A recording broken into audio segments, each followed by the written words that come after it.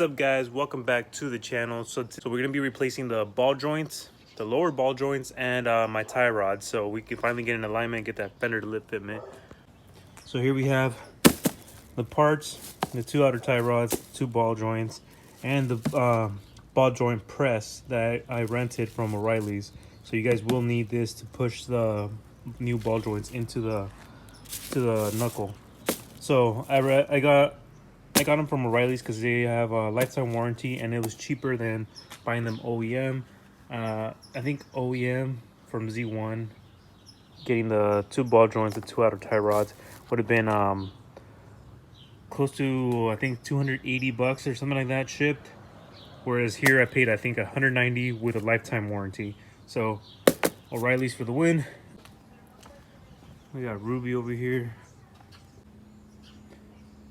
And we might end up rolling the rear fenders as well, just so we don't have to get too much negative camber in the rear. Is it me, or does that wheel look towed in? Like, it does look towed in, huh? Or is that right? I feel like this wheel has a bunch of toe. All right, let's move her out of here and get her on the other side. So we got the wheels off right here. So in order to do this, we need to remove brake caliper, rotor, undo it from this bolt right here. And by the way, if you guys haven't seen it again, camber arm install, go check it out. So there's that. We need to remove this bracket right here for the brake line. And then we need to undo this one for the tie arm. And then from there, we need to remove this arm right here that you guys are looking at. So we have to undo that bolt from down here, that one right there, and then we can finally move on to this ball joint, which is this nut right here, if you guys can see it. So first things first, let's just get the big part out of the way, which is the caliper and the rotor. By the way, if you guys are wondering, yes, these are Akibonos with Z1 2-piece rotors, aluminum, forged aluminum lightweight rotors. Definitely recommend. All right, so we got the brake caliper right here. We got to remove this bolt and this one down here. I already kind of loosened this one up, so you guys can see. So this is the bracket from Z1, or I think shoot, I forgot the company that made them. But it's the adapter bracket for the Akibonos. So when you do this, you're gonna want something to hold up the caliper. So I just put this bucket right here. I'm just gonna set the caliper right on there. Loosen this to get loosen up the brake line, and just have the whole thing sit right here. And there it goes. There's the bolt, and come on. Oh, it's a big brooder. There's that. Oh shit. Now let's loosen this guy up so we could have it set off to the side. But at least from here, rotor does come out if it wants to. Hold on a sec. And there we have it. Bolted off. Bracket right here, caliper right here. No pressure sitting on the line, so we're good to go. And from here, we just pop off the rotor, and then we start finally getting into removing the knuckle. We're here. We got to remove the bracket for the Akibonos, and while we're at it, we are gonna replace these. If you guys saw in my last video, JD hooked it up with 2 new extended studs, and these are done for sure. So those are definitely going out today. You know, just yeet. There we go. So those are finally loose. Just twist this. Hold on a sec. Come on, get out there. There we go. And there we go. So these 3 are the ones that are actually still good, and these went to shit. So, and they were ARP studs. Neat. Now, if you guys are taking off your brackets, remember which bolt goes where, so you guys don't forget.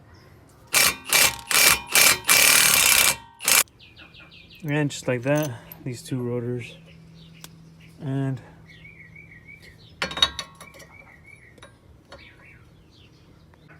just like that, these two bolts come out. Make sure you don't lose your washers, the spacer, more washers, and the bracket comes right off.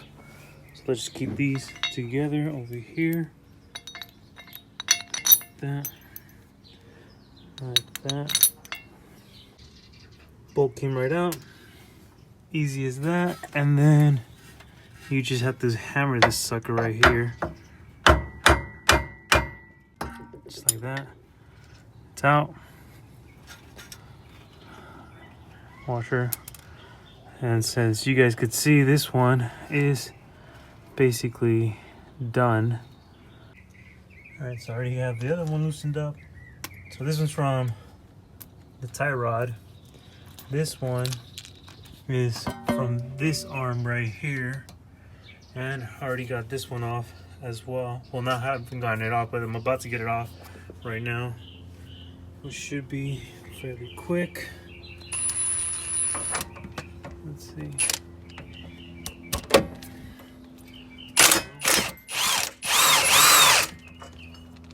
Just like that. Nuts in there. There we go.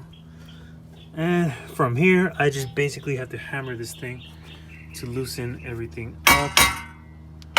Technically, I could hit it as well, straight from the top to the bottom, because I am going to be replacing it, so it doesn't matter. And for this knuckle, well, I just got to whack at it. Not up here, of course, but I'm just saying in contrary. Give it a few whacks with the hammer, and it comes right out, and then we just have to remove it from up here, and the whole knuckle comes right out. So just whacking at it from right here loosened this one up as well. So this one's good to go. And yeah, basically ready to go. We just gotta get the top one off now, which I think was a 17. Yeah, I think it was a 17. And there we have it. Whole entire knuckle is out. Now, you guys didn't know, I think, yeah, this one, sensor, make sure you take it out before you take it out. You take the whole knuckle out. It's right back here. It's 12 millimeters, so just make sure you get that out as well. Oh, I still need to get the little ring off. And then with this hammer, I'll hold it up right here, right there, and then hammer it from the back with the sledgehammer. And it'll pop right out. All right. So now that we have that side off, we're gonna go ahead and start on this side as well, and just have it off as well, so we could do both at the same time. All right, so we got both of them out finally. Now let's see, how many threads do we have on this one? Focus. There we have it. So we got 2, 4, 6, 8, 10, about 10, 11, 10 and a half threads on this. So we'll probably pop these suckers right out right now, get it over with. Okay, so unfortunately I can't get the little ring on the bottom out. I can't get it out. I don't know why. I don't have the proper tool for it. I keep trying to use this the long nose pliers to kind of like open them up or something, but they're just too tight, and I have nothing else that will help me take this off. I need another extra set of hands, which no one's here right now, so I'm just gonna go to the 76 gas station with Don. Hopefully he has a tool so I can just pop those suckers out. All right, we're back here at the 76 gas station here in my local town. So they're gonna let me borrow the little tool just to remove this little ring thing. You guys have it? Real quick. And this one. That one too? Yeah. I was struggling with these. Doesn't that piss you off that I did it just like that? I spent like 30 minutes trying to take them off. I'll be right back. Yep. Just like how he said, it does piss you off because it's like you did it in 30 seconds both, while I was struggling to get one off for 30 minutes and wasn't able to. All right, so now that these are off, we just finally started hammering these out, and we should be able to get started on putting everything back to how it was. Just like that. Came right out. Nice and easy. Trash. Now let's get the other one out. Second ball joint out. There we have it. Ready to go. Ready to go. Here. Import direct.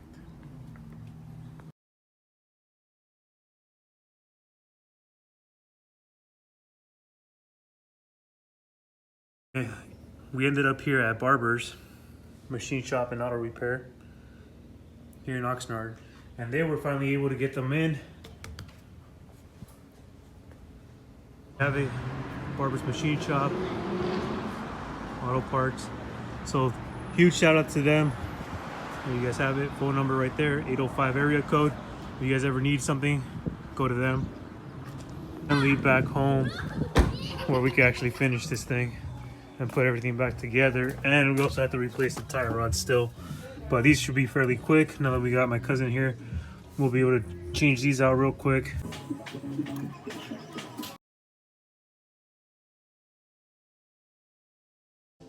So this one's trash.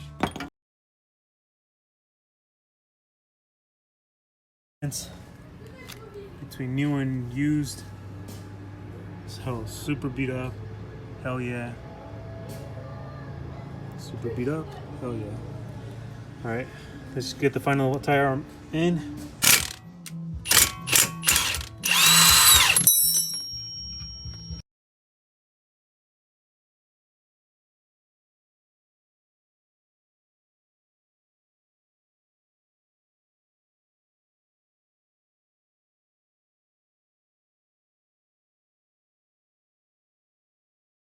All right, now zoom in right here, how it like goes in. So like right there, like this little area, so they can see. I'm gonna move around right now.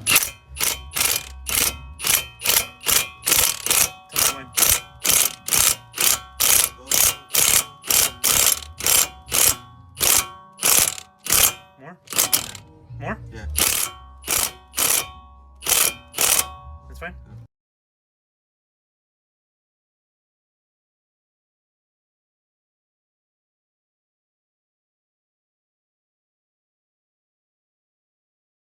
We have it.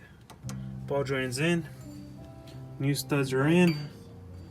Now we just gotta tighten up the tie rod and tighten up the bolt on this arm.